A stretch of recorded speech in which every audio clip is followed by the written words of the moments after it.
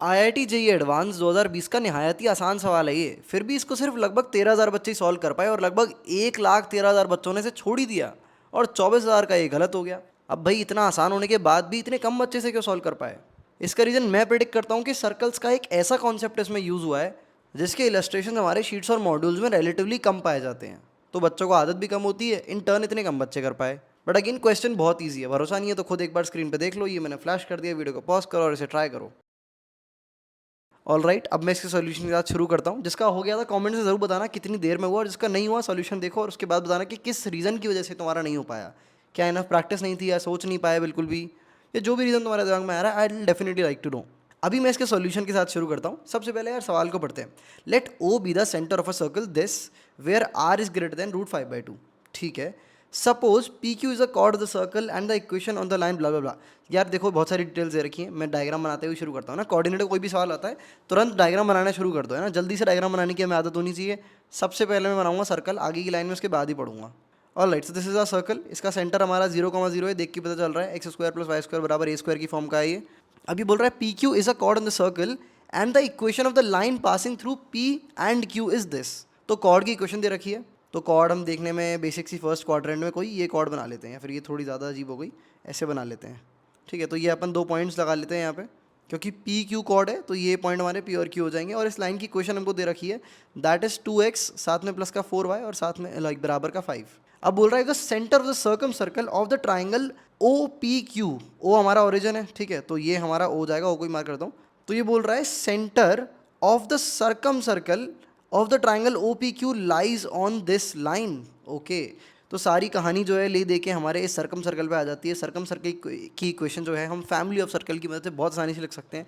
देखो, एक सर्कल जो इन दोनों पॉइंट से पास कर रहा है उसकी इक्वेशन हम S1 + λ L1 से लिख सकते हैं। अगर किसी को याद आ रहा हो भाई, एक सर्कल जो एक लाइन और एक सर्कल के पॉइंट ऑफ इंटरसेक्शन से पास होता है उसकी इक्वेशन अपन ऐसे लिखते हैं S1 + λ L1। ठीक है, बिकॉज ये इक्वेशन लाइन और सर्कल दोनों को लाइक सेटिस्फाई कर रही होती है, तो जो 2 पॉइंट ऑफ इंटरसेक्शन होते हैं इस पे लाई कर रहे होते हैं। ये थोड़ी सी मैंने रीजनिंग दे दी इसकी, बट डेप्थ में सबको पता होना चाहिए। फैमिली पे एटलीस्ट सबने 30-40 सवाल प्रैक्टिस करे होने चाहिए, तभी जाके बात बनेगी, तभी जाके पेपर में प्रिडिक्ट हो पाएगा। एनीवे, तो हम लिखते हैं इक्वेशन x² प्लस का y² माइनस का r² साथ में आ जाएगा लैम्डा। लाइन की इक्वेशन क्या है, 2x साथ में प्लस का 4y माइनस का 5 बराबर 0। ये हमारा ये सर्कम सर्कल है। अब सबसे पहली चीज़ इसने दे रखी है कि ये जो सर्कम सर्कल है ये हमारा ओरिजिन से पास करेगा, ठीक है, because it is the circumcircle of the triangle O P Q. तो ओ पॉइंट को भी तो भाई कंसिडर करोगे, तो ओ पॉइंट हमारा ओरिजिन है, तो यहाँ पर ओरिजिन की वैल्यू डाल देंगे अपन। तो ये 0 + 0 माइनस r² साथ में प्लस का लैम्डा माइनस 5, अल्टीमेटली इक्वेशन बन जाएगी r² बराबर माइनस का 5 लैम्डा। ठीक है, अल्टीमेटली देखो r कैलकुलेट करना है, इसने पूछा है यहाँ पे हमसे, तो अभी हमें एक और इक्वेशन चाहिए होगी। वो कैसे आएगी भाई, इसका भी तो कहीं ना कहीं यूज़ करोगे। अब यहाँ पर बोल रहा है इस सर्कल का जो सेंटर है वो हमारा इस लाइन पे लाई कर रहा है, तो सिंपली यार देखो सेंटर निकालना सबको आता है, -d, -f बेसिकली आपको कैलकुलेट करना है। तो यहाँ पर अगर सेंटर की वैल्यू देखोगे तो वो तुम्हारी आएगी, लाइक इक्वेशन को एक बार अच्छे से लिख लो। तो -d, -f सर्कल का सेंटर होता है, उसकी वैल्यू आएगी हमारी -λ, -2 लैम्डा। और ये जो है हमारा इस लाइन पे लाई कर रहा है, दैट इज़ 2y + x बराबर 4 -4 लिख देते हैं, सिर्फ बराबर 0 कर देते हैं।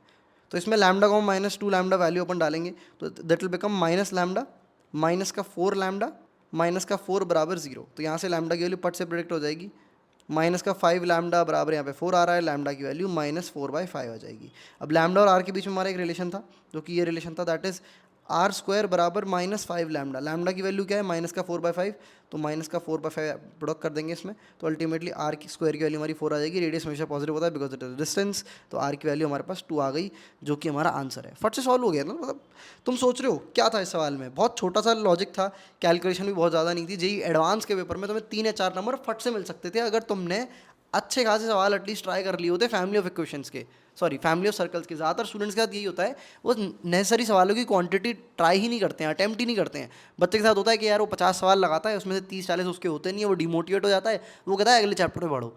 भाई सवाल ना होने में दिक्कत नहीं है, सवाल तेरे से नहीं हुए पर फिर भी तूने उसको ढंग से ऑब्जर्व नहीं किया, फिर भी तूने उन सॉल्यूशन से ढंग से नहीं सीखा, तू हार मान के जो है अगले चैप्टर की तरफ बढ़ गया। जो एक ज़िद्दी बंदा होता है, जो उससे सवाल होते नहीं है, वो उसका सॉल्यूशन एकदम पूरा सीपन कर जाता है अपने अंदर, क्योंकि उसके अंदर होता है मेरे को कैसे समझ नहीं आया, मेरे को कैसे नहीं आया, समझ के डालूंगा पूरे को, वो हार नहीं मानता है। तो ऐसे जो स्टूडेंट्स हैं जो चैप्टर को पूरा अच्छे से कवरेज करते हैं, फैमिली ऑफ सर्कल, जो थोड़े रेयर इलस्ट्रेशन टाइप्स वाले टॉपिक होते हैं उनको भी अच्छे से कवर करते हैं, वो definitely they have rocked in this paper. 13,000 बच्चे, उनमें से कोई एक होंगे, ऑब्वियसली कुछ टॉपर्स तो होंगे ही, बट एक जनरल बच्चे की बात करूँ तो this is something that you should take care of. I hope इस वीडियो से तुमने काफ़ी कुछ सीखने को मिला होगा।